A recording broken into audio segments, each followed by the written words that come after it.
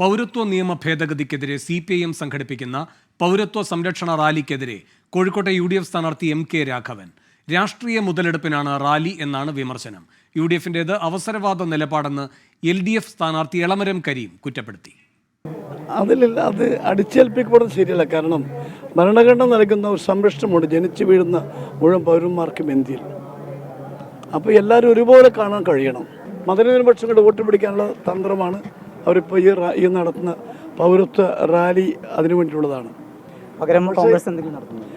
അല്ല, ഞങ്ങൾ ഏതായാലും ഇന്നലെ കൊടുവള്ളി നേരത്തെ നടത്തിയല്ലോ കോഴിക്കോട്.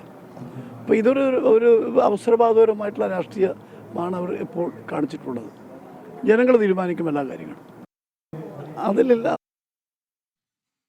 നാളെ കോഴിക്കോട് കടപ്പുറത്ത് നടക്കുന്ന റാലി മുഖ്യമന്ത്രി പിണറായി വിജയനാണ് ഉദ്ഘാടനം ചെയ്യുക. തെരഞ്ഞെടുപ്പിന് തൊട്ട് മുമ്പ് ആ നിയമം നടപ്പാക്കാൻ നോട്ടിഫിക്കേഷൻ ഇറക്കിയതാണ് ഇപ്പോഴത്തെ പുതിയ പ്രശ്നം. ബില്ല് 2019 പാസ്സാക്കിയതാണ് അവർ. അപ്പോൾ സ്വാഭാവികമായും അത് ഇലക്ഷന് വേണ്ടിയുള്ള വർഗീയ ധ്രുവീകരണം ലക്ഷ്യം വെച്ചാൽ അതിനെ എതിർക്കല്ലാണ്ട് വേറെ നിവൃത്തിയില്ല. കോൺഗ്രസ് ഒരക്ഷരം വേണ്ടിയിട്ടില്ല, അവസരവാദ നിലപാടാണ് സ്വീകരിക്കുന്നത്. കേരള സർക്കാർ അത് കേരളത്തിൽ നടപ്പാക്കില്ല എന്ന് അർത്ഥശങ്കയ്ക്കിടയില്ലാതെ പ്രഖ്യാപിച്ചിട്ടുണ്ട്. ഇന്ത്യ രാജ്യത്ത് പ്രഖ്യാപനം നടത്തിയ ഒരേ ഒരു സർക്കാരാണ് LDF സർക്കാർ. നേരത്തെ അസംബ്ലി പ്രമേയം പാസ്സാക്കിയതാണ്. തുടർ നടപടികളുമായി പോകും. 22-ാം തീയതി മുഖ്യമന്ത്രി കോഴിക്കോട്ട് എത്തുന്നുണ്ട്. വലിയ റാലിയെ അഭിസംബോധന ചെയ്യുന്നുണ്ട്. അത് രാജ്യത്തിൻ്റെ മുമ്പിൽ ഇന്നത്തെ ഏറ്റവും പ്രധാനപ്പെട്ട ഒരു പ്രശ്നം മുഖ്യമന്ത്രി ജനങ്ങൾക്ക് ആത്മവിശ്വാസം സൃഷ്ടിക്കാൻ നടത്തുന്ന പ്രവർത്തനമാണ്.